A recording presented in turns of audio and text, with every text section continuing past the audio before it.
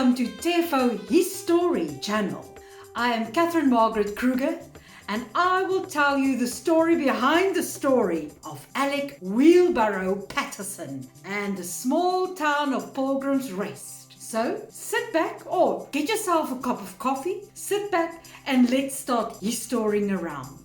Now the story begins in 1873 when alluvial gold was found on the farm Geelhoutboom. In English, yellow wood tree. That was the farm's name. So this farm was situated in the old Eastern Transvaal, or nowadays Mpumalanga province. Transvaal, trans means over and Vaal is grey. So over the Grey River province, or Mpumalanga, place where the sun rises. And on the eastern side of our country, that is where the sun rises. So Mr. Thomas McLachlan had found alluvial gold in a small river on this farm. This farm was situated around about 5 kilometers away from Pilgrims Rest as the crow flies. You see, the word spread so quickly that he had discovered gold there and right across the world that as quickly as you can say knife, from all walks of life, people came to this river searching for their fortune. Now, President Burger, it's not McDonald's burger. No, burger in Afrikaans means citizen. So President Citizen, or let's say President Burger, found it very funny that half of the men at the diggings were Scottish. There was McFarlane, McLachlan, McDonald, and then he decided, let me sort of name this river Mac River, and it was also called the Mac Diggings. Now, interesting fact, I'm actually dwelling now off the story, but did you know that McFarlane, MacDonald, McLachlan, in Scottish it actually means, or in Gaelic it means son of. So it's the son of Donald, the son of Farlane, McFarlane, MacDonald. Interesting enough, Fitzpatrick and Fitzgerald, that means bastard son of Gerald, bastard son of Patrick. But anyhow, let's get back to the story. Now, Alec Paterson heard about the discovery of gold in the old Transvaal. He then made his way all the way to Cape Town. Now, from Cape Town to the Mac diggings was round about 1,600 kilometers. So, Alec Paterson bought himself a donkey. And just when he wanted to depart, he had sort of load everything that he owned on this poor donkey's back. The donkey thought by himself, heck no, I'm not going to carry everything. So what he did was he kicked Alec Paterson in the face. Alec Paterson was so furious, he sold the donkey immediately, bought himself a wheelbarrow, packed everything that he had owned in this wheelbarrow, and he promised himself, never again in my life will I have a donkey. So that's where his nickname came from, Alec Wheelbarrow Paterson.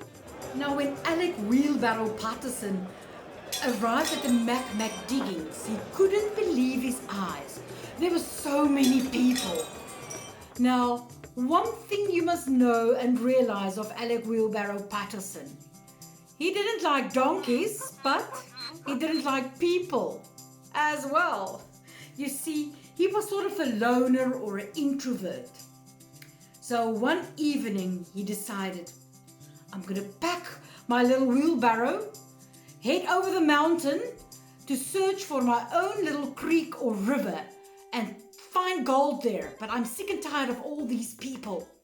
So he packed his little wheelbarrow, crossed the mountain, and then the next day he arrived at a small creek with a lonely peach tree standing there.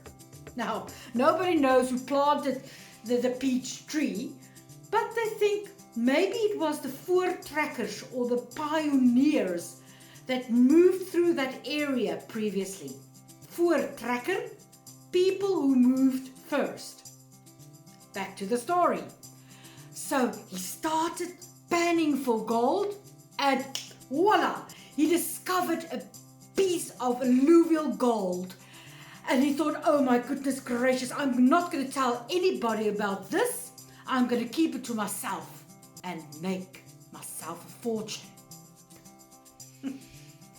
Unfortunately for Alec Wheelbarrow Paterson, Mr. William Trafford was panning for gold in the same little creek, just a little bit more downhill, and he discovered gold. And he shouted out, "Pilgrim at rest!" because he thought his wandering days was over. He went down to the Mac diggings, to the mining commissioner, to register his claim. And on 22 September 1873, Pilgrims Rest was officially a new mining field.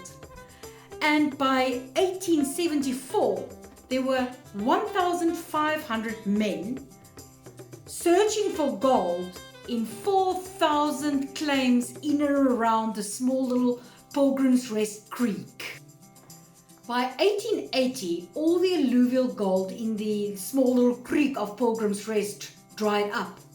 But luckily for the fortune seekers, they heard there was more gold that was discovered in Barberton. So they packed up their little stuff and all the way they went. Some of them still stayed there and were looking for more gold in Pilgrims Rest. Pilgrims Rest and the surrounding areas were in the Boers' hands during the Anglo-Boer War phase in the country. Now, Anglo-Boer War, that was the big war between Afrikaans and English people during 1899 until 1902.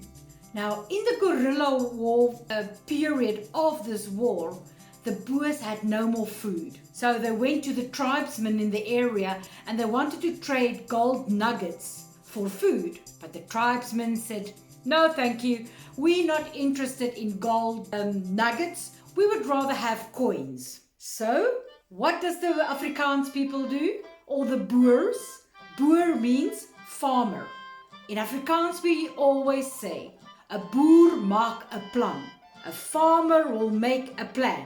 And that's what they did. They went to Pilgrims Rest, opened their first mint, and they started minting the veldpond, field pounds.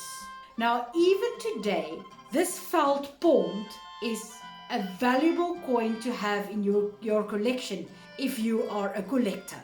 When the Anglo-Boer War actually ended in 1902, mining activities started up again in Pilgrims Rest. And they had found more gold in the hills surrounding the little town. This mining activity stayed open until 1971. In 1999, Transvaal Gold Mining Estates took over the mining activities and they started mining again. In 1986, the whole town of Pilgrims Rest was declared a national monument, a living monument, because people are still staying in this little town. But they may not take down the corrugated iron little houses and the hotel and so on and so on. Do yourself the favor, visit the little town. You would see the Royal Hotel, stay in the Royal Hotel. Go and visit the grave of the robber. Now that's another story, which I will probably tell you now. Or go and seek for your own fortune in the river by panning for gold. Let me squeeze in the story of the robber's grave as well. You see, in the graveyard of Pilgrims Rest, all the tombstones are facing the east. Now that is how the people are actually buried or laid to rest. Their heads to the west and their feet to the east. Except one grave. That is of the robber. The robber's grave is facing the opposite direction. He's facing the west and not the place where the sun rises. Now, there's many stories, I think about 3 or 4 stories regarding the robber. Nobody knows exactly who is lying in that grave. For on the tombstone, there's only a white cross and with the words robber's grave on it. Now the first legend is, or maybe a true story, heaven knows, was that of a man stealing somebody else's gold, and he was killed and laid to rest in the robber's grave. Another story is that somebody stole a wheelbarrow from somebody, maybe Alec Wheelbarrow Paterson's wheelbarrow, don't know, but then he was also killed and laid to rest. Now, in my point of view, the story that makes the most sense is that of Walter Scott and Roy Spencer. Now, these two men was actually great friends.